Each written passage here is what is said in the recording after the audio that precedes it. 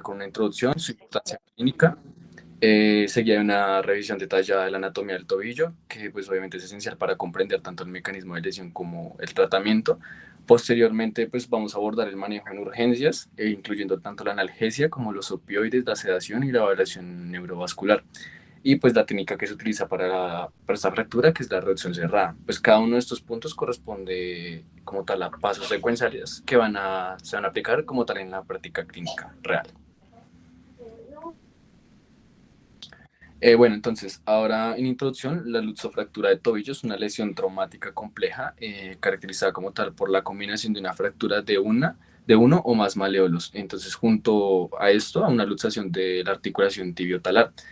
Esta asociación genera, pues, como tal, una pérdida de la congruencia articular. Lo que nos va a implicar es que las superficies articulares dejan de estar como tal alineadas correctamente y pues como consecuencia se produce una alteración significativa en la biomecánica del tobillo. Vamos a presenciar pues pérdida de la estabilidad, pérdida del compromiso funcional, además pues también de pronto la disrupción anatómica puede generar una compresión de estructuras neurovasculares y daños de los tejidos, lo que explica como tal su potencial de gravedad. Bueno, la importancia clínica de esta fractura, desde el punto de vista clínico, es obviamente una urgencia ortopédica porque la luxación genera una presión sostenida sobre los tejidos blandos, lo que compromete tanto la perfusión y puede llevar a isquemia. El objetivo principal del manejo es la restauración precoz de la anatomía articular, pues ya que el tiempo de evolución está directamente relacionado como tal con el riesgo de complicaciones y pues obviamente entre las más importantes se encuentra la necrosis cutánea, la lesión neurovascular y el síndrome compartimental. En este contexto, la reducción temprana no solo alivia el dolor, sino que también restablece el flujo sanguíneo y pues nos va a ayudar a disminuir la presión tisular, mejorando pues, digamos así, el pronóstico del paciente.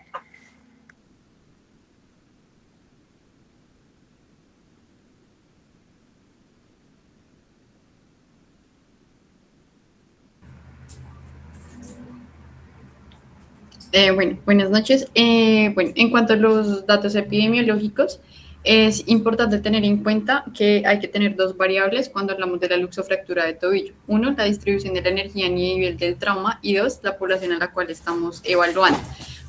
Hay que tener en cuenta que una población joven es una población en la que nos vamos a encontrar a un paciente con un esqueleto de mejor calidad ósea, el cual la probabilidad de que ya haya tenido una remodelación ósea es más baja.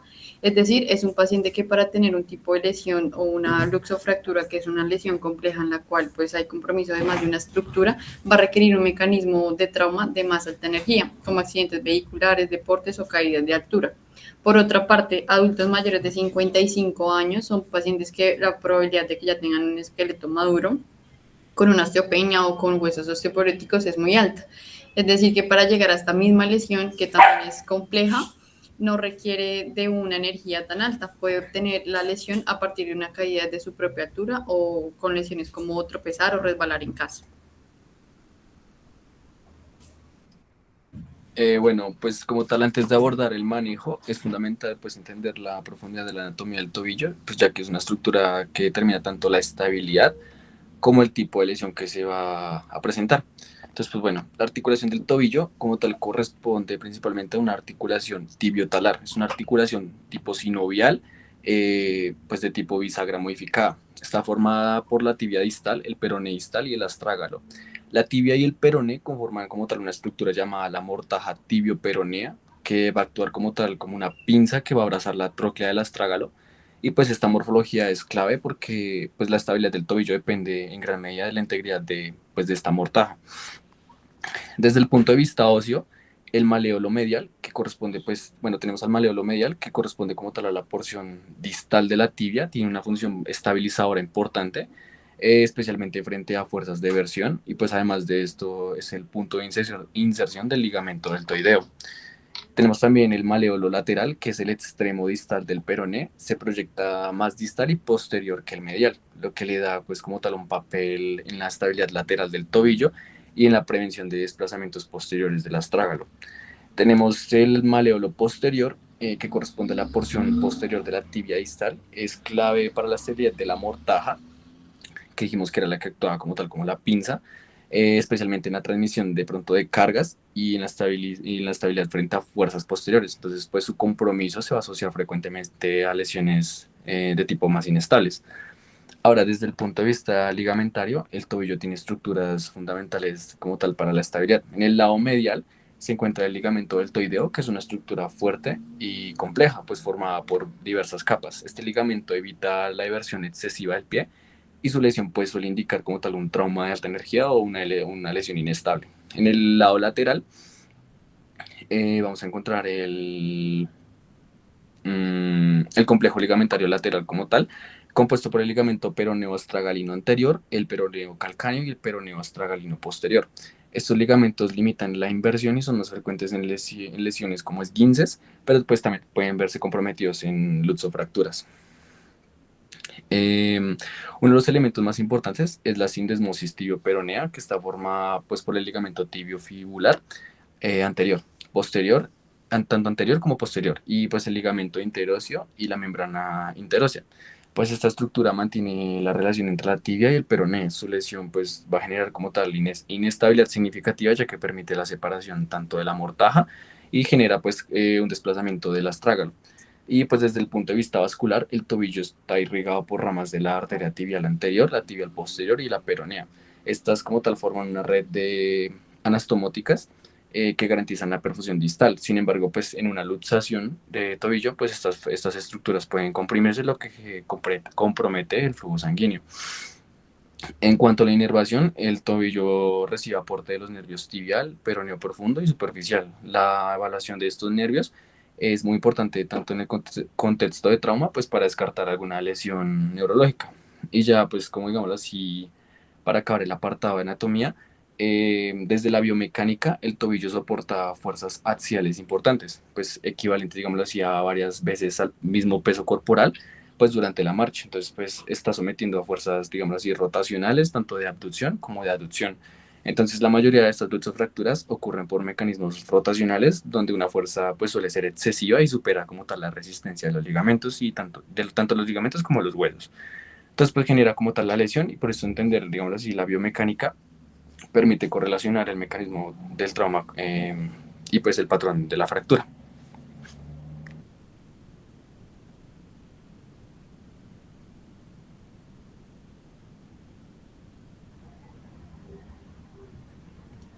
Bueno, en cuanto a los mecanismos de lesión, entonces, como ya les decía mi compañero, la luxofractura de tobillo es una lesión compleja en la cual digamos que se puede resumir a que es la suma de las fuerzas rotacionales, fuerzas axiales, movimientos de aducción y abducción, que básicamente van a dar como resultado la fractura de uno o más maleolos con un desplazamiento del astrágalo y compromiso a nivel de la mortaja.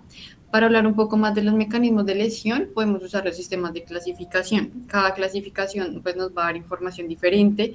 Tener en cuenta que todas las clasificaciones no se deben usar al mismo tiempo porque todas no nos dan la misma información y algunas, digamos, que tienen ventajas sobre otras y pues es importante, digamos, que por eso usar como la más adecuada o la que más de pronto nos dé información que en el momento nosotros estemos buscando.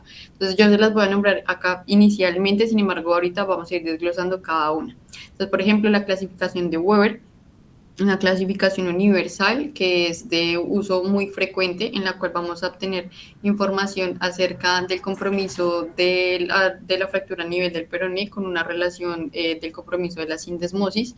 La clasificación de Laug-Hensen, que es una clasificación en la cual hace como la evaluación y trata de hacer una reconstrucción del mecanismo de la lesión que conllevó a que se generara la luxofractura de tobillo.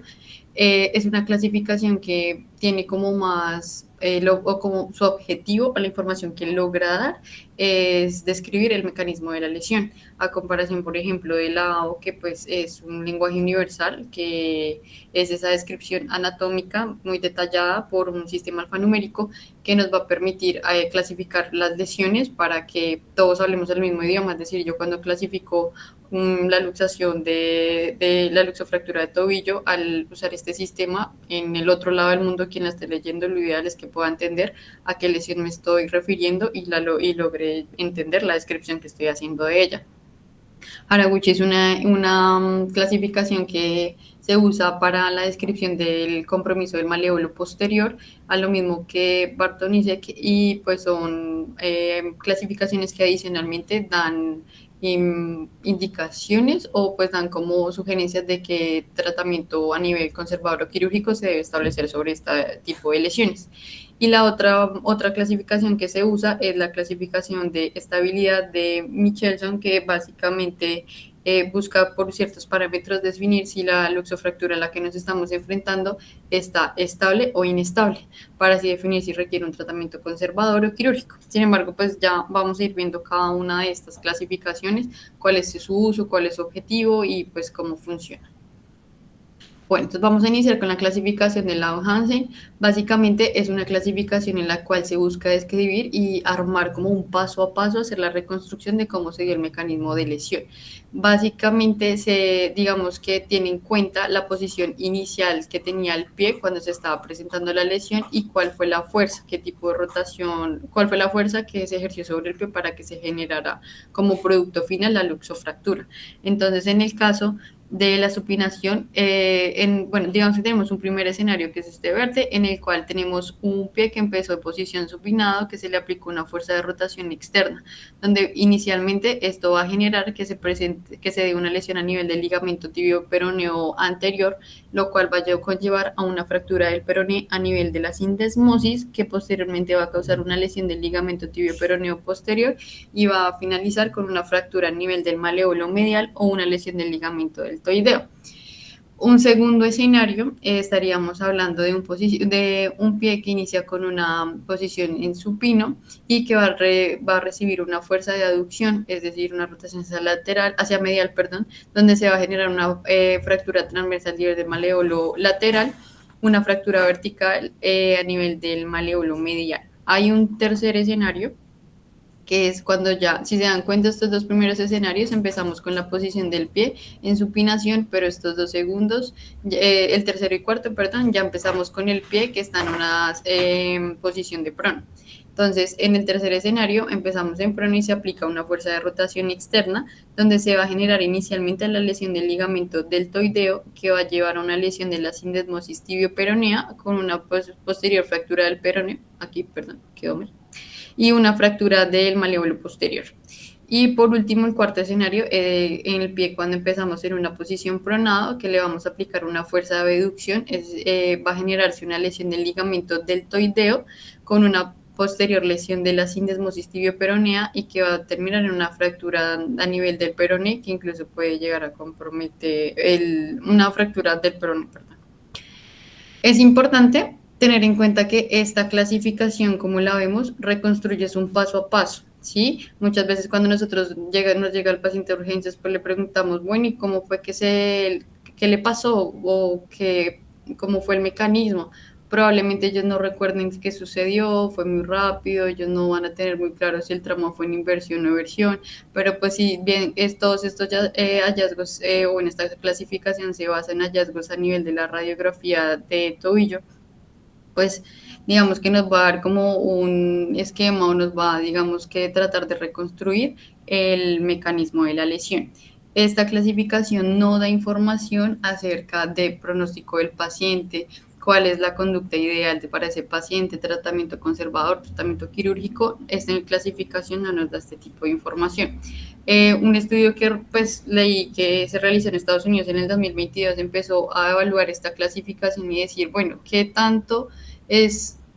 tanta consistencia hay entre cuando clasificamos a los pacientes, cuando aplicamos esta clasificación y lo que ocurrió verdaderamente. Entonces, en casos de deportistas, por ejemplo, en partidos de fútbol donde toda la gente está grabando y se produce algún tipo de lesión, ese momento que queda registrado y había un compromiso a nivel del tobillo, empezaban a verlo, así como se dice, en cámara lenta, y veían si fue por inversión, fue por eversión el trauma, que cómo se realizó la luxación, todo esto, lo que más podían ver como en esos videos y lo comparaban a ese mismo paciente cómo lo habían clasificado y encontraron que en el 65% de los casos había una consistencia. Entonces, digamos, si nos damos cuenta, esta clasificación nos sirve más como para un uso analítico, como para un tema investigativo, más no para definir una conducta sobre el paciente como tal. Bueno, la segunda, otra clasificación, la clasificación de Weber. Entonces, esta creo que es una de las que se usa con más frecuencia pues, en la clínica. Tenemos tres grupos, el tipo A, tipo B y tipo C. Básicamente, esta clasificación hace una relación sobre la fractura del peroné y con la sindesmosis tibio-peronea, donde la Weber A estamos hablando de que la fractura del peroné está por debajo de la sindesmosis, la tipo B está a nivel de la sindesmosis y la tipo C es supra, o sea, por encima de la sindesmosis. Es una clasificación que se usa a partir de una radiografía, no es necesario tener estudios adicionales como TAC o resonancia para poder usarla. Tiene ventajas, pues es confiable, es relativamente fácil de usar, pues también nos da información sobre el compromiso de la sindesmosis. Sin embargo, esta clasificación pues también tiene limitaciones y es que no logra hacer descripción de compromisos a nivel del malévolo medial o posterior ni de lesiones ligamentarias. Digamos que se da como pautas a saber que si hay estabilidad o inestabilidad por el compromiso de la sindesmosis, que también es una ventaja que puede aportar esta clasificación. Bueno, pues en la clasificación de AO, que ese es el lenguaje universal que se busca, donde pues a cada vez y cada segmento se le va asignando un código alfanumérico con el fin de ir identificando las lesiones. Digamos que saberse todas las diferencias, las diferentes características y la división de la subclasificación, que se hace en la AO, pues resulta ser un poco complejo, por eso pues siempre es importante usar pues herramientas digitales como las aplicaciones, todo esto que nos dejan ir haciendo la selección del hueso, por ejemplo, el maleolo con el hueso, el número 44, que ya vamos posteriormente a hacer la segunda evaluación, que es el segmento que está comprometido, que es entrar a evaluar, bueno, dónde está la fractura a nivel de la infra, supra o transindesmótica. Entonces, de acuerdo a esto, vamos a decir si estamos en A, B o C. Empezamos a hacer la descripción de la complejidad de la lesión, si es una fractura aislada, una fractura con lesión adicional o compleja, como por ejemplo vemos acá. Acá la fractura está aislada, aquí la fractura ya tiene una lesión adicional y aquí pues ya es una fractura completa, están comprometidos tres maleolos y subdivisiones adicionales que se pueden realizar. La clasificación de Haraguchi es una clasificación que se usa básicamente para hacer la descripción del compromiso maleolo posterior. Hace una descripción de la dirección y del desplazamiento del astrágalo, lo cual, digamos que uno pues nos da información sobre la lesión y adicionalmente plantea una posible conducta quirúrgica sobre estos hallazgos. Tiene tres divisiones, donde en la tipo 1 la luxación y supinación, el astrágalo se desplaza hacia lateral y ligeramente hacia atrás. En la tipo 2 el astrágalo se desplaza hacia medial y en la 3 hay un desplazamiento que es hacia medial y hacia posterior. Entonces, es una clasificación que suelen usarla, antes usaban mucho solo a base de radiografía, ahora pues también la escriben mucho con imágenes de TAC porque ven que pues es aplicable. En la tipo 1 consideran que el desplazamiento pues no suele ser mayor, entonces la reducción se puede hacer reducción cerrada y tratamiento conservador, pero en la tipo 2 y tipo 3 sí consideran que requiere una reducción abierta, además de una fijación interna. La clasificación de Michelson es una clasificación donde se estipulan unos parámetros para definir si las fracturas de la cual la luxofractura que estamos viendo tiene componentes estables o inestables, con el fin de llegar a definir si ese paciente requiere un tratamiento quirúrgico o un tratamiento conservador. Podemos decir que la fractura está estable cuando es una fractura aislada, por ejemplo, una fractura en el maléolo lateral, que no tiene un compromiso de la sindesmosis, que el espacio del claro medial, o sea, el espacio, pues, de la mordaja no tiene ningún compromiso o pues está menor a 4 milímetros, el astrágalo está encajado con una alineación a nivel de la tibia y no hay una equimosis o un edema medial. Eso se consideran que son fracturas estables que pueden llegar a recibir tratamiento conservador. Por otro lado, fracturas inestables, estaríamos hablando de fracturas biotrimaleolares, conos sin desplazamiento, fracturas un Weber C, un desplazamiento del astrágalo visible, un compromiso pues del el aclaramiento, o sea, la ventaja que sea mayor a 4 milímetros está abierto, que ya, igual ya les explico a qué se terminó, y pues fracturas abiertas. Entonces, este grupo de características en teoría lo podríamos definir a que son características de inestabilidad y que sí o sí requieren de una reducción abierta. Todas las que les acabo de mostrar, pues son mecanismos son clasificaciones que nos pueden ayudar a hablar de los mecanismos de fracturas, de las luxofracturas de tobillo. Sin embargo, hay una luxofractura en especial, que es la luxofractura de Maisonneuve, que básicamente es una luxofractura que muchas veces no se diagnostica. Cuando nosotros recibimos el paciente en consulta, en urgencias, pues siempre se centra el ver la deformidad en el tobillo, en la parte más distal, en el dolor, en que ese paciente va a llegar inquieto, dolorido, quejándose, y pues es alarmante ver ese tipo de deformidades. Sin embargo, muchas veces pasa por desapercibido que se haga un buen examen físico donde se palpe toda la extremidad, y por ejemplo está este tipo de luxofractura en la cual hay una característica, y es que además de que está el compromiso de la sindesmosis a nivel tibio-peroneal por la luxación, pues también hay una fractura del peroné proximal. Esta luxofractura, básicamente el mecanismo de lesión es que se genera en pronación, se genera una rotación externa del pie, donde hay una fractura, donde después se va a generar una fractura a nivel de la membrana interósea que se produce de distal hacia proximal, haciendo que las fuerzas cambien y se genere una fractura a nivel del peroné en región proximal. Y adicionalmente pues se mantiene compromiso del deltoides y un compromiso pues del aclaramiento, de la mortaja, del espacio articular. Entonces aquí es la sumatoria en que se percibe, hay la luxofractura, el compromiso articular y hay una fractura del peroné, pero que en este caso es a nivel proximal.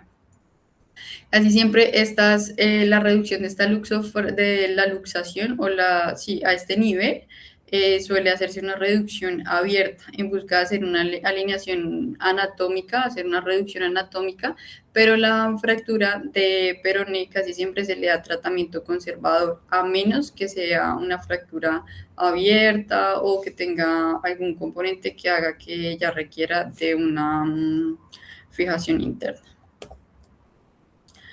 Bueno, en cuanto al diagnóstico, pues la radiografía, una de las más importantes, recordar que en este caso es ideal hacer la toma de 3 proyecciones, AP lateral y la proyección de mortaja. La proyección de mortaja se toma de tal forma que tenga una rotación interna de 15 a 20 grados, con el objetivo de que el rayo pueda atravesar, con el objetivo de que el malévolo lateral no se logre como superponer sobre las demás estructuras como el astrágalo y pueda pasar el rayo con el objetivo de poder ver el espacio articular y ver pues la mortaja como tal. Pues la radiografía nos deja medir todo, pues primero pues hacer la identificación de cada una de las estructuras, el espacio claro medio, que básicamente es el espacio entre el malévolo medial y el borde medial del astrágalo, que idealmente pues no debe medir más de 4 milímetros. Cuando esta medición pues se da, cuando está más de 4 milímetros, pues ya estamos diciendo que hay un compromiso, hay una inestabilidad de la articulación. Y pues nos permite la radiografía evidenciar fracturas a nivel de los maleolos, lateral medial posterior, subluxaciones y pues identificar adicionalmente pues todo el resto del compromiso óseo.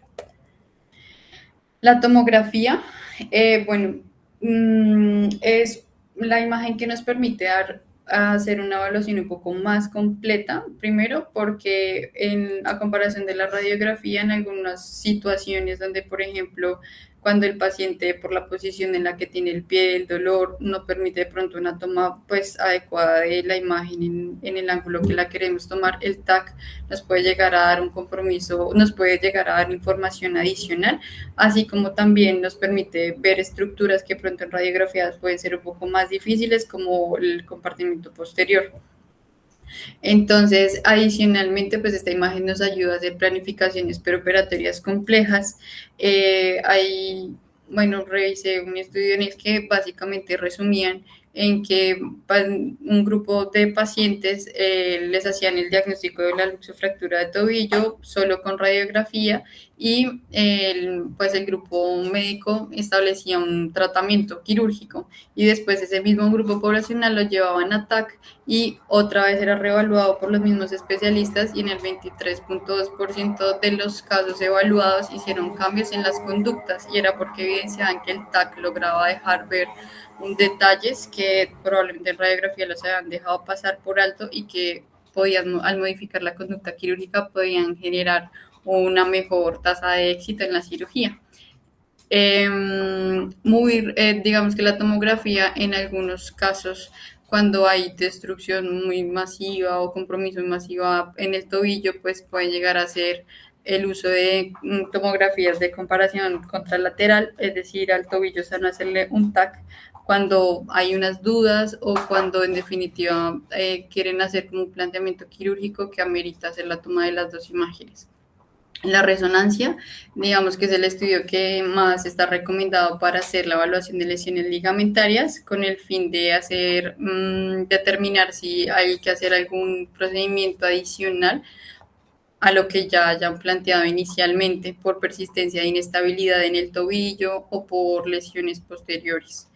Igual, de por sí, la resonancia es la más recomendada para la evaluación de lesiones ligamentarias. Bueno, pues básicamente aquí traigo una imagen del TAC, de pues los dos cortes con el objetivo de evidenciar un poco, pues ubicarnos un poquito anatómicamente tibia, peronea, trágalo, con el fin de que, digamos, tratar de siempre como ensayar mucho, como volver muy expertos en imágenes que estén bien para cuando encontremos algo anormal, pues sea un poco más fácil hacer esa identificación. Bueno, entonces, para el manejo inicial de urgencias en esta fractura de tobillo, se debe seguir un enfoque sistemático, entonces, pues obviamente priorizando la vida del paciente antes que la extremidad. Por eso siempre se inicia con el esquema ABC del trauma, que corresponde a la evaluación primaria establecida en el manejo del paciente traumatizado. Entonces, ¿en qué consiste esta evaluación ABC? Entonces, pues tenemos la A, que es de airway, que es de vía aérea. Entonces, se debe asegurar que la vía aérea esté permeable, descartando obstrucciones y verificando que el paciente pueda ventilar adecuadamente. Esta, en pacientes politraumatizados, bueno, esto incluye considerar la protección cervical del paciente. Tenemos la B, que es breathing, que es respiración, entonces se evalúa la ventilación y la oxigenación. Se revisa la expansión torácica, la frecuencia respiratoria y la saturación de oxígeno, pues identificando posibles lesiones que comprometan a la respiración. Tenemos la C, que es circulation, que entonces se valora el estado hemodinámico del paciente, incluyendo el pulso, la presión arterial, la perfusión periférica y el control de hemorragias. En este punto se identifican como tal sangrados activos que pueden llegar a comprometer la vida del paciente. Entonces, pues como tal, tener claro que primero se salva la vida, después la extremidad. Una vez que el paciente esté estable, desde el punto de vista sistémico se realiza la evaluación secundaria, donde ya nos enfocamos como tal en la extremidad afectada, que pues en esta fase se debe ya inspeccionar deformidad evidente, si se sugiere alguna luxación, evaluar la integridad de la piel si, para descartar alguna fractura abierta, valorar el edema, la tensión cutánea, la tensión cutánea y el compromiso de tejidos blandos. También realizar pues la evaluación neurovascular completa. Y pues además de esto es fundamental identificar también rápidamente si hay una luxación asociada, pues ya que esta, digámoslo así, requiere como una reacción urgente en el manejo de urgencias, pues, y pues esto se va a considerar en tres objetivos: restaurar la alineación anatómica, disminuir la presión sobre tejidos blandos y preservar la perfusión distal. Y bueno, pues el manejo en urgencias no es definitivo, pero pues sí es determinante como tal para el pronóstico del paciente. Bueno, en cuanto a la analgesia que vamos a utilizar en este caso, entonces el control del dolor es uno de los pilares del manejo inicial, no solo por el confort del paciente, sino porque tiene, digámoslo así, un impacto directo en el manejo, pues ya que un paciente con dolor intenso va a presentar mayor resistencia muscular, lo que dificulta que se le pueda hacer la reducción. Pues en este contexto como tal el manejo analgésico se hace de forma escalonada según la intensidad del dolor. Entonces inicialmente en casos de dolor de leve a moderado se utilizan AINES como el ketorolaco a dosis de 30 miligramos intravenoso o intramuscular cada 6 a 8 horas. Este medicamento pues va a ser útil porque proporciona como tal una analgesia rápida y tiene un efecto antiinflamatorio que ayuda a disminuir el edema local. Se prefiere en pacientes hemodinámicamente estables y sin contraindicaciones renales o gastrointestinales. Sin embargo, pues en la luxofractura de tobillo el dolor suele ser intenso, por lo que en la mayoría de los casos se requiere escalar el manejo.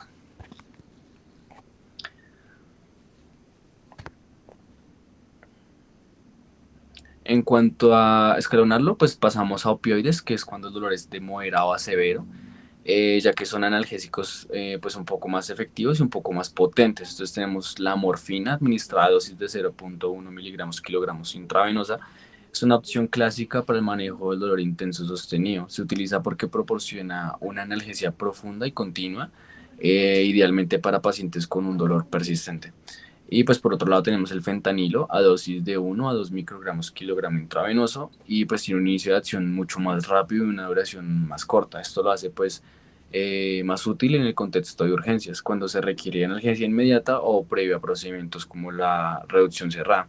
Entonces pues como tal la diferencia clave es que la morfina es para mejorar el dolor continuo y el fentanilo es para mejorar, mejorarla para procedimientos y para una acción rápida. Además, el uso de opioides debe hacerse posiblemente con monitorización, ya que pueden producir efectos adversos como depresión respiratoria, especialmente si se combinan con sedantes. Ahora, en cuanto a la sedación, es un paso fundamental, digamos así, antes de realizar una reducción cerrada, ya que permite disminuir la ansiedad del paciente y lograr una adecuada relajación muscular, lo que va a ser clave para la reducción efectiva. Entonces, el medicamento más utilizado es el midazolam, a dosis de 0.05 a 0.1 miligramo kilogramo intravenoso. Este fármaco pertenece al grupo de los benzodiazepinas y se utiliza porque, primero pues produce la sedación, la ansiólisis, y pues cierto grado de amnesia, entonces lo que mejora la tolerancia del procedimiento. Pues en la práctica clínica muchas veces se utiliza en combinación con opioides como el fentanilo, pues logrando un efecto de pseudoanalgesia que permite controlar tanto el dolor como la ansiedad. Y pues obviamente la sedación no es solo el confort del paciente, como lo decía, es una herramienta para lograr una reducción pues como tal un poco más efectiva. Y pues es importante que en este procedimiento se realice bajo supervisión y monitorización, vigilando los signos vitales para evitar complicaciones en el paciente. Bueno, ahora en cuanto a la evaluación neurovascular, este es un apartado clave, ya que, bueno, esta evaluación es obligatoria antes y después de la reducción. En la evaluación vascular se deben palpar los pulsos pedios y tibial posterior, además de valorar como tal el llenado capilar.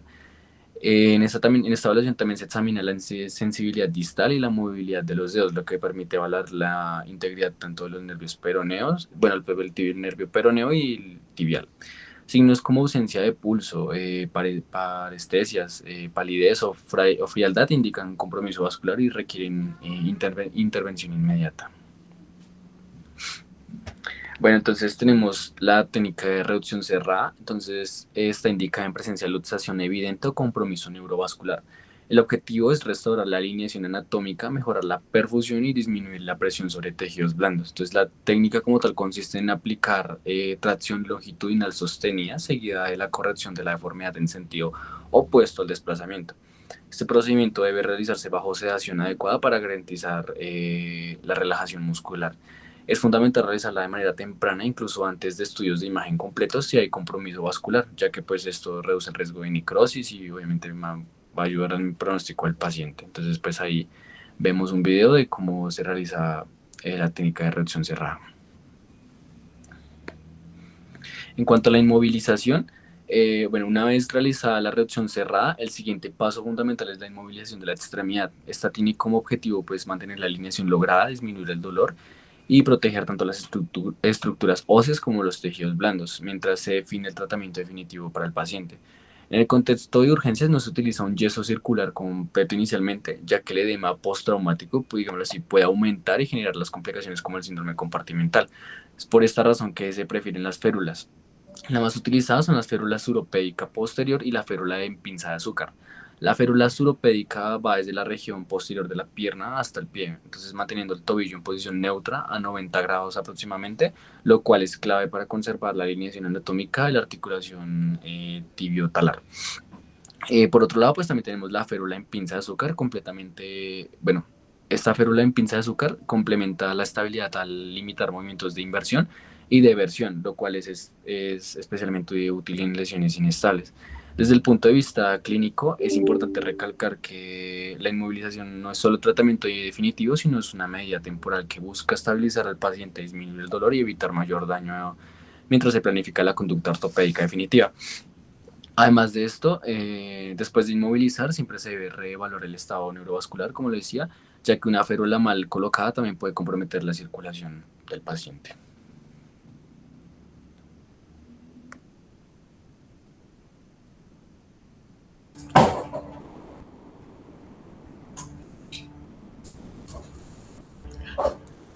Bueno, en cuanto al tratamiento definitivo, digamos que el objetivo básicamente es hacer la restauración anatómica de la superficie articular, hacer una estabilización del tobillo, de mantener estabilizar la mortaja del tobillo, hacer la reducción peronea y pues básicamente disminuir la probabilidad de las complicaciones como el compromiso articular. Y adicionalmente otras complicaciones como la artrosis postraumática, síndromes compartimentales, infecciones, todo lo que podamos, digamos que los riesgos que podamos disminuir, ese es uno de los objetivos con el tratamiento definitivo. Es importante tener claro si la luxofractura que vamos a definir está estable o está inestable, por lo que ya les había explicado previamente. Una fractura estable, pues podríamos llegar a pensar en un tratamiento conservador versus un inestable que requiera pues la reducción abierta más la fijación interna. Entonces, pues acá traigo como una tabla en resumen, sin embargo, pues, por ejemplo, que maleolo lateral, entonces una de las fijaciones que se pueden hacer o como la que se hace con mayor frecuencia es una placa lateral con tornillos, otras alternativas son un clavo intramedular, un tornillo de compresión, en un maleolo medial, pues dos tornillos de compresión paralelos o una banda de tensión, digamos que pues ya son como los medios o las técnicas quirúrgicas que se vayan a hacer, las fijaciones, que pues digamos que considero que pues no es como el abordaje inicial que nosotros debemos como tratar en el momento. Sin embargo, esto ya se realiza pues con la definición que se haga con el ortopedista y pues también dependiendo el estado del paciente. Muchas veces estos tratamientos definitivos no pueden ir a un solo tiempo quirúrgico, sino que pueden llegar a requerir 2 o hasta 3 tiempos quirúrgicos por el edema del paciente, el compromiso de tejidos blandos, compromisos neurovasculares que se hayan encontrado de forma adicional. Entonces, pues digamos que el paciente que vaya a ir a tratamiento quirúrgico, pues digamos que todas estas hay condiciones adicionales a la luxofractura que ya se conoce son ítems que se tienen que tener en cuenta porque van a definir el pronóstico de la extremidad.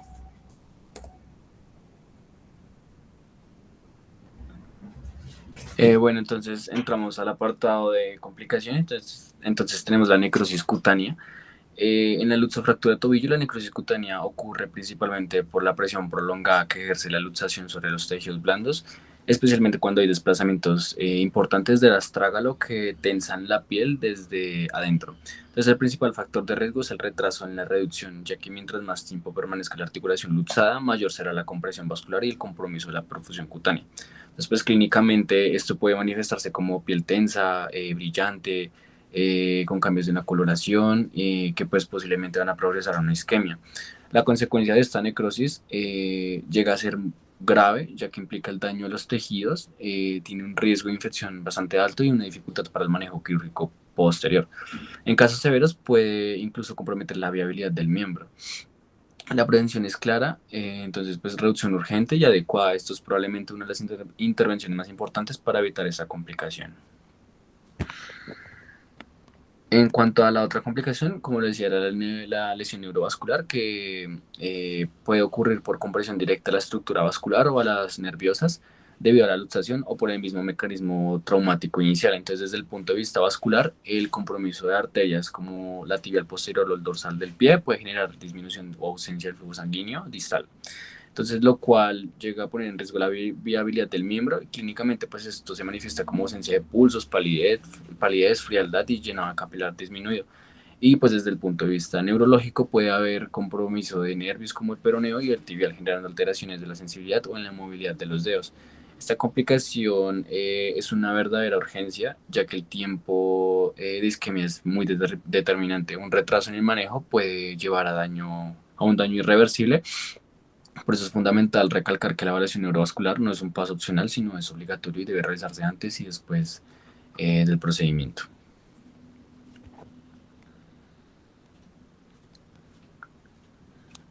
Y bueno, en cuanto a conclusiones, pues tenemos que la luxofractura de tobillo es una urgencia ortopédica que requiere un abordaje inmediato y estructurado. La reducción de temprana es el pilar del manejo inicial, ya que permite restaurar la perfusión, disminuir la presión sobre los tejidos y prevenir complicaciones graves. La evaluación neurovascular, como les decía, es un paso crítico que debe realizarse de forma sistémica antes y después. Permite identificar complicaciones que comprometen la viabilidad del miembro, además la estabilidad de la lesión o el factor que lo determina como tratamiento definitivo, siendo pues obviamente la mayoría de estas lesiones candidatas a manejo quirúrgico. Y pues ya como para concluir, finalmente el objetivo global del tratamiento es restaurar la anatomía y la función articular del tobillo, ya que incluso las alteraciones mínimas en la congruencia pueden tener un impacto significativo en la evolución funcional del paciente. Y listo, eso sería todo. Muchas gracias por su atención. Perfecto, muchachos, muchísimas gracias. Muy profunda la presentación, muy completa. No sé si hayan preguntas, dudas. Para los expositores, ¿cómo podrían ustedes saber si una persona puede tener en esos momentos de un trauma, de pronto una actividad física y demás, una lesión de Maisonneuve que habían descrito ustedes? ¿Cómo clínicamente la podríamos sospechar?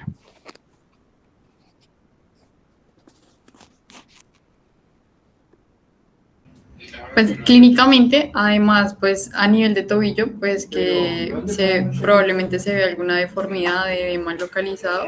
Lo que caracteriza más esta luxofractura es que a nivel del tercio proximal de peroné hay dolor a la palpación, hay edema y no se nota tanto como una deformidad como otras fracturas, sin embargo es más la localización del dolor.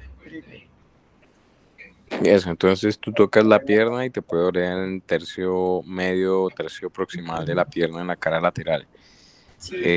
¿Qué otra cosa tú esperarías encontrar clínicamente en ese paciente, además del dolor en la parte lateral de la pierna?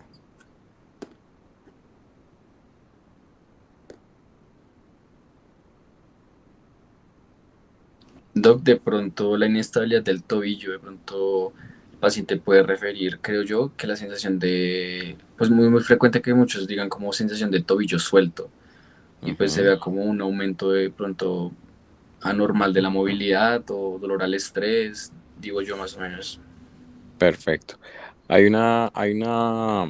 Como una maniobra clínica que ustedes pueden hacer, así como hay un cajón anterior o un bostezo en la rodilla donde les hacen pensar que hay lesiones de ligamento cruzado anterior. No sé si recuerdan los signos de lesión de ligamento cruzado anterior, el cajón anterior, el Lachman, donde la rodilla se mueve fácilmente hacia anterior. Hay también una prueba que se llama una prueba de Cotton, que se puede hacer clínicamente en urgencias y que también se puede hacer intraoperatoriamente para poder ver qué tan inestable está la mortaja y que les hacen pensar evidentemente que estamos frente a una lesión mucho más compleja. Además que aunque ustedes probablemente en la radiografía, no en todos los casos, van a ver fractura del malleolo medial, pueden haber lesiones del complejo deltoideo. Por lo general el complejo deltoideo está roto. ¿Sí? Es lo patonomónico de la lesión de Maisonneuve.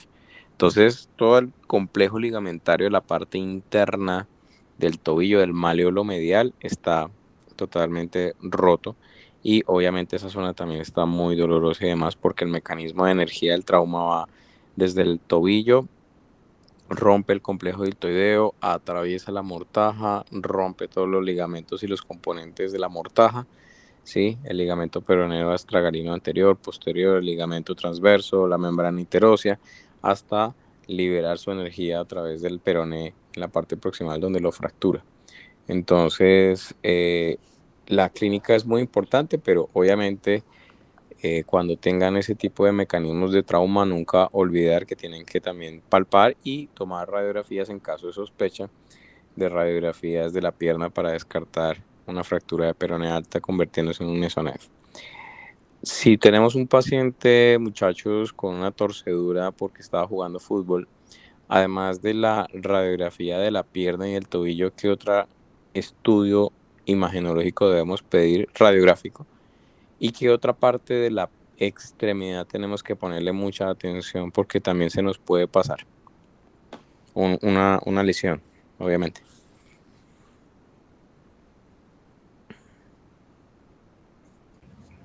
En cuanto a las radiografías, pues una lesión que también se puede pasar son las fracturas a nivel del quinto metatarso.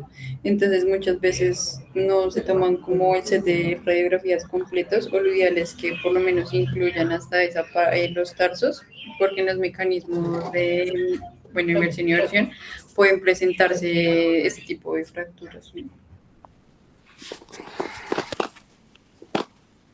Eso, perfecto. Entonces, también se pueden presentar unas fracturas en la base del quinto metatarsiano. ¿Recuerdan por qué se rompe la base del quinto metatarsiano?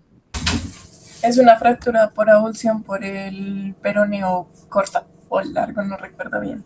¿Cuál de los dos? ¿La ley de Murphy, el largo o el corto? Eh, ¿Quién le ayuda? ¿Qué creen? De los que están conectados, de los 18, 19 personas conectadas.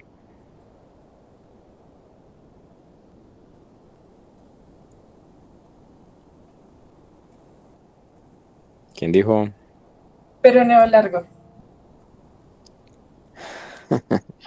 ¿Sí? ¿Segura, segura? Ay, ya empecé a dudar. No, pues es importante que usted, esa parte, la anatomía, ¿sí?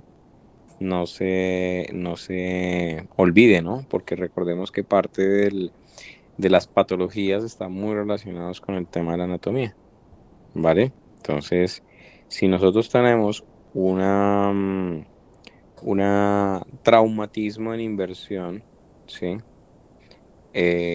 A nivel del tobillo, por tensión del peronero corto, se puede obviamente arrancar, generar una fractura por avulsión de, de la base del quinto metatarsiano y puede producir una fractura que tiene un epónimo, que se llama la fractura de Jones.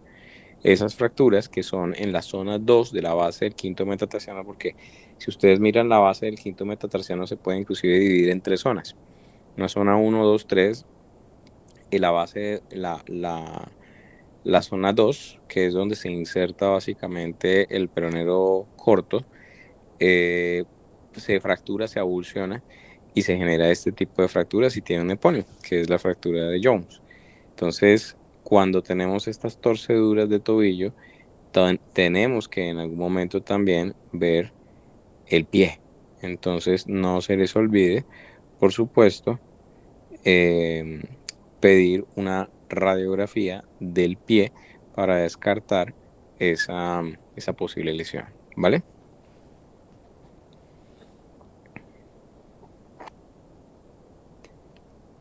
Listo. ¿Qué otra pregunta, muchachos, que tienen son referente a este tema? Un tema muy frecuente que ustedes van a ver todo el tiempo en urgencias. ¿Cómo saber si ustedes, si están frente a una fractura de tobillo que es quirúrgica o no es quirúrgica? Si el de pronto les llega a ustedes, si el especialista está en otro lado y ustedes tienen que tomar la decisión de si dejarlo hospitalizado o no para operarlo, ¿bajo qué argumentos clínicos y radiográficos ustedes decidirían si el paciente necesita una cirugía del tobillo? ¿Qué creen?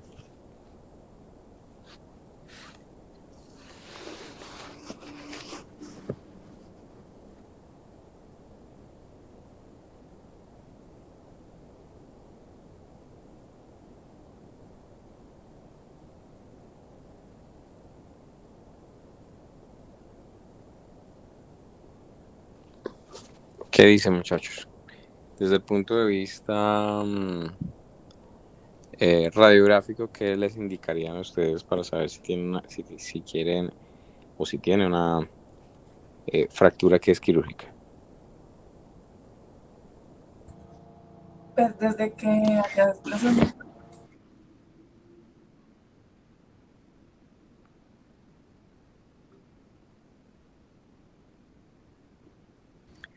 Doc, pues según los criterios sería como la estabilidad del tobillo. Bueno, en realidad lo que tengo entendido es que pues un tobillo inestable, muy inestable, pues yo lo tomaría muy quirúrgico y ya como que qué criterios radiográficos, de pronto un ensanchamiento más del espacio medial, diría yo, la verdad. Eso, entonces hay unas cositas que ustedes pueden mirar en la radiografía, ¿sí?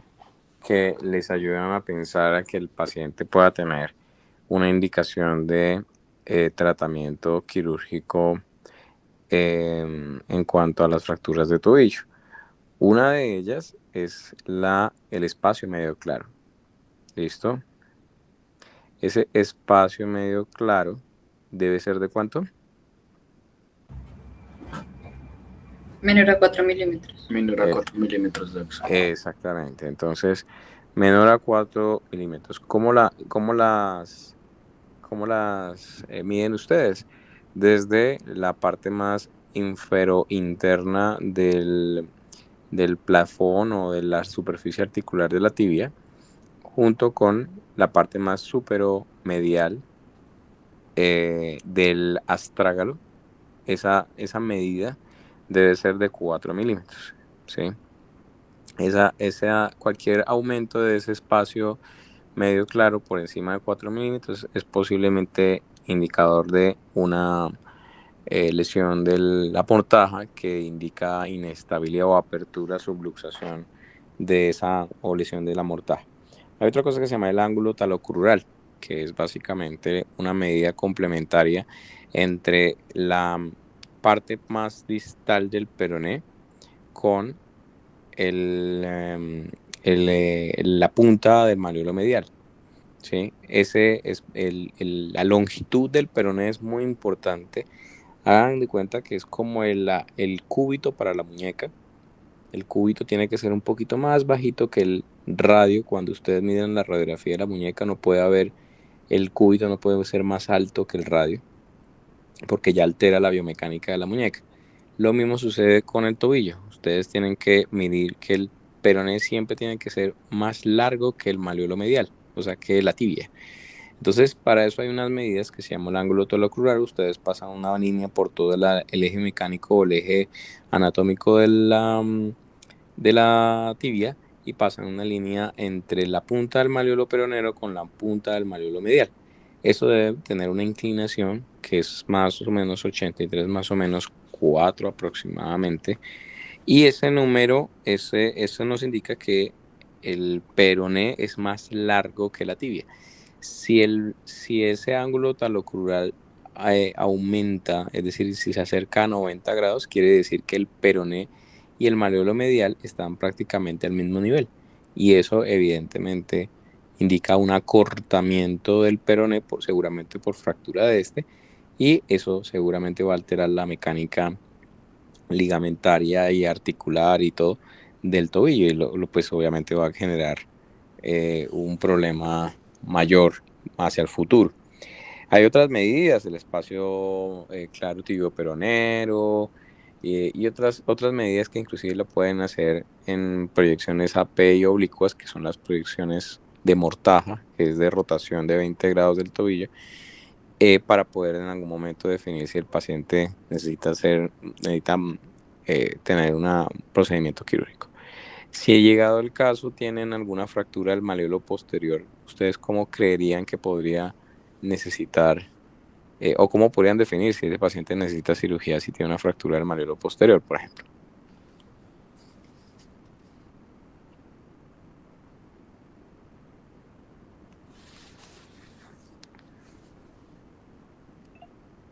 Doc, mediante una tomografía para mirar el tamaño del maleolo, si es requerimiento el procedimiento quirúrgico.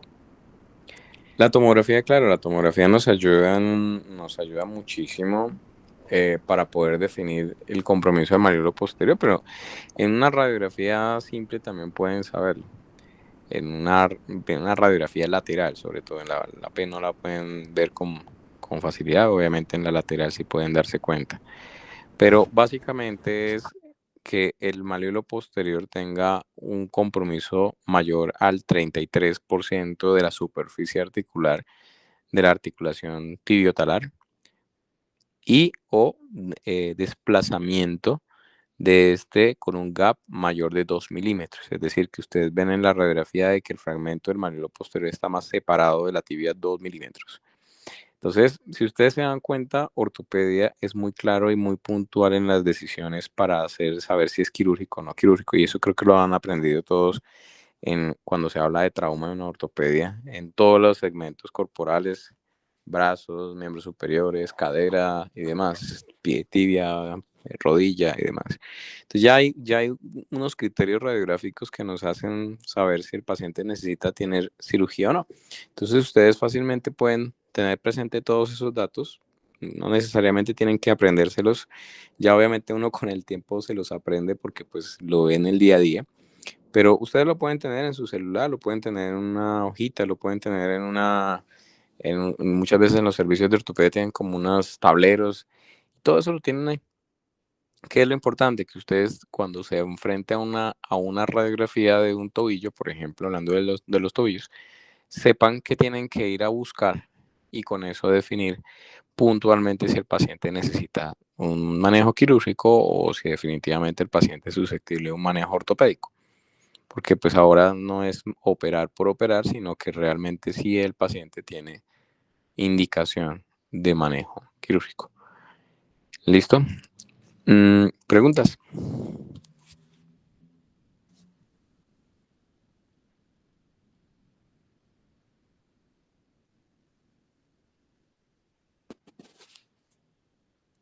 Cuando esté enfrente de las fracturas de tobillos, es importante mucho el cuidado de los tejidos blandos.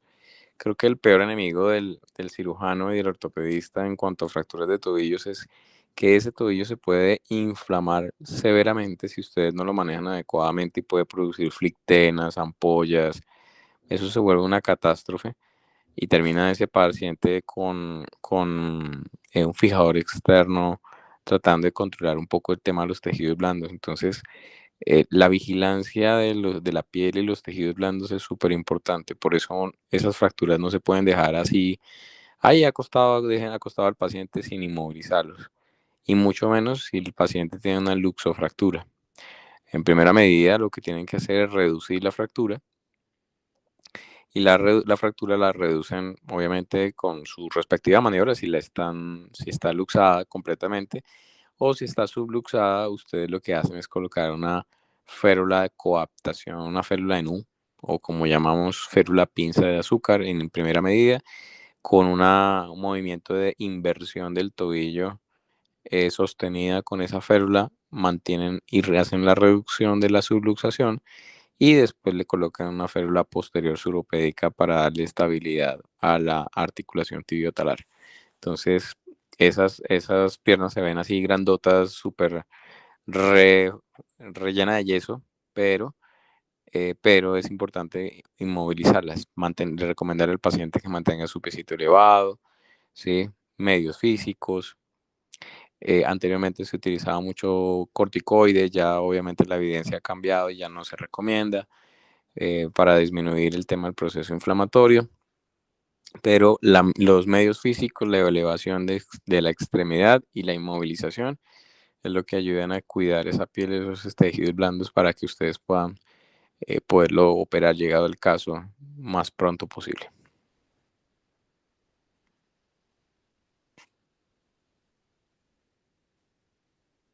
Listo, muchachos. ¿Qué otra pregunta? ¿Qué preguntas hay? Los escucho, no los escucho. Están muy callados.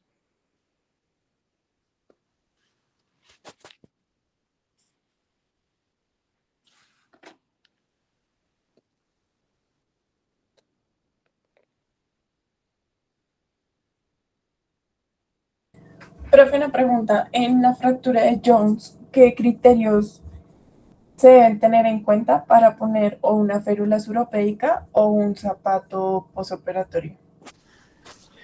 Pues terminan haciendo lo mismo las dos cosas, o sea, haciendo lo mismo el zapato ortopédico, la férula, realmente. Sí, lo que llamamos nosotros el worker, es como un zapatón, como una chancleta para que el paciente pues pueda ser un poquito más cómodo el tema del desplazamiento. El tema es que la recomendación es que el paciente, aunque pueda apoyar parcialmente, la idea es que no lo haga, porque aunque la distribución del peso de nuestro cuerpo lo recibe más en más del 60% la columna medial, la columna interna del pie, es decir, el hallux, el quinto metatarsiano también puede resistir algo de peso, y si le metemos carga de peso a una fractura, pues inevitablemente se va a lesionar más. Entonces, el que se coloque un yeso o una férula, pues no cambia mucho, realmente termina haciendo lo mismo.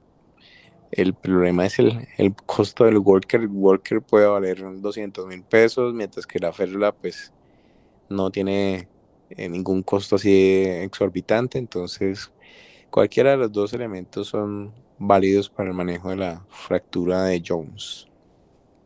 Pero el doc se refiere al botín, el que va completo. Es que yo me refiero al que es solamente plano. ¿El qué, perdón? El que es solamente plano. Sí, hay varios, hay varios. Hay uno que es como un zapatico, hay uno que es como una tobillera, como un botín, y hay otro que es como una bota, ¿sí? O Ok, sea, ok. cualquiera de esos diseños son válidos, porque de igual manera hace lo mismo, inmovilizar el tobillo para que no lo puedan mover, ¿sí? Entonces, teniendo en cuenta los principios de inmovilización, si ustedes inmovilizan el tobillo, pues no va a cumplir su función. Entonces, pues cuando estamos frente a esas fracturas de Jones, pues lo recomendable es algo más alto, algo suropédico. Por eso hay worker que vienen hasta la rodilla, como si fuese una bota, ¿sí? Muchas veces recomiendan un botín. Esas chancleticas, esas sandalitas que de pronto venden comercialmente, podrían servir parcialmente, pero no es el elemento, digamos que ideal, por la misma fuerza del peroneo corto. Esas se utilizan más como para las fracturas de las falanges, eh, esas principalmente, para las fracturas de las falanges proximales y acaso algunos metatarsianos, pero eh, siempre tratamos de que sea algo más larguito, algo que inmovilice casi en su totalidad el tobillo. Ok, gracias, doc. Vale, ¿qué otra pregunta tienen de este tema? Este tema es bastante interesante. Doc, pues lo que su merced decía respecto al cuidado de los tejidos blandos, siempre cuando un paciente pues presenta flictenas, ¿es ideal la aplicación del tutor externo? No necesariamente, dependiendo, eso es algo que varía mucho dependiendo de la lesión que ustedes puedan tener. El fijador externo o el tutor externo es preventivo. Cuando yo veo que esa lesión del tutor es muy compleja, o sea, es una fractura de pilón tibial, una fractura de tobillo muy, muy, muy compleja de alta energía, y sé que ese tobillo se va a inflamar severamente, antes de operarlo, antes de hacer cualquier cosa, lo inmovilizo, y lo inmovilizo poniéndole un fijador. Lo que hace la férula lo hace en mejor proporción un fijador, que es básicamente inmovilizar la fractura. Entonces, eso es algo que uno prevé cuando uno mira un poco con más detenimiento el mecanismo del trauma. Ahora, muchas veces, cuando ya están establecidas las flictenas, pues sí, uno hace la flictenolisis y aprovecha el mismo tiempo quirúrgico para poner un fijador externo para acelerar el proceso de inflamación de desinflamación de esa tobillo para poderlo operar y hacerle la cirugía definitiva. Doc, o sea que podría considerarse que el paciente que ingresa a urgencias con una luxofractura sería indicación directa colocarle un tutor. No necesariamente, pero dada la lesión, la gravedad de la lesión de la luxofractura, probablemente puede necesitar de un fijador. No, no es algo obligatorio y tiene que, no, pero en prevención de la lesión de los tejidos blandos, por lo general pueden terminar en un fijador externo porque se rompió ligamentos, se inflama piel y demás. Diferente a de pronto una fractura del malleolo lateral o del malleolo medial, que son solamente un huesito se fractura y ya, pero cuando ya hay fractura, probablemente sí puede necesitar en mayor porcentaje el fijador. Gracias, doc.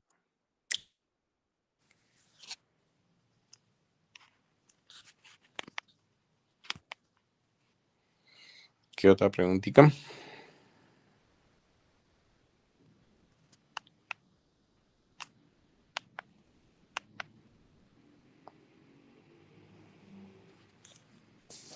Por acá levantaron la mano, me apareció. Sí, Doc. Buenas noches. Buenas noches.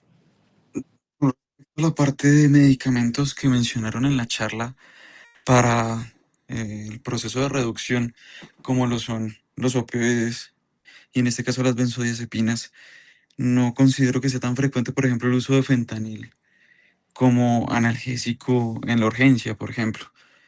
Creo que a través del tiempo como que cada uno tiene algunos medicamentos que son parte de su arsenal. No sé si el doc tiene alguna recomendación en particular con respecto a los medicamentos que se pueden usar. Sí, sí, realmente poco utilizamos o no llegamos al punto de tener que colocar ese tipo de medicamentos porque sabemos que un hueso roto, al solo inmovilizarlo, el porcentaje de presencia de dolor baja exponencialmente. El paciente llega con un dolor 10/10 por la fractura e inmediatamente ustedes lo inmovilizan, ese paciente baja a tener un dolor 2 o 3/10. Entonces, el principal analgésico en caso de fracturas de todo tipo, pero en especial del tobillo, es la inmovilización, la adecuada inmovilización. Si ustedes inmovilizan bien un paciente en una posición funcional adecuada, el tobillo a 90 grados o en su defecto en la posición funcional que necesite dependiendo de la extremidad, y asumen medidas antiedema, elevación de la extremidad, etcétera, etcétera, ese dolor mejora muchísimo, pasa de 10/10 a un 2/10, 3/10, y ya con ese dolor 2/10, 3/10, ya con medicamentos un poco más convencionales pueden ustedes contrarrestar ese dolor. Ya lo pueden utilizar si acaso paracetamol, pueden utilizar dipirona, pueden utilizar inclusive al punto máximo que se puede utilizar de pronto el tramadol y ya. Es con eso como caso extremo puedes utilizar el tramadol, eh, y, y ya con eso es suficiente para poder disminuir la presencia de dolor de ese paciente. Gracias, doc. Vale.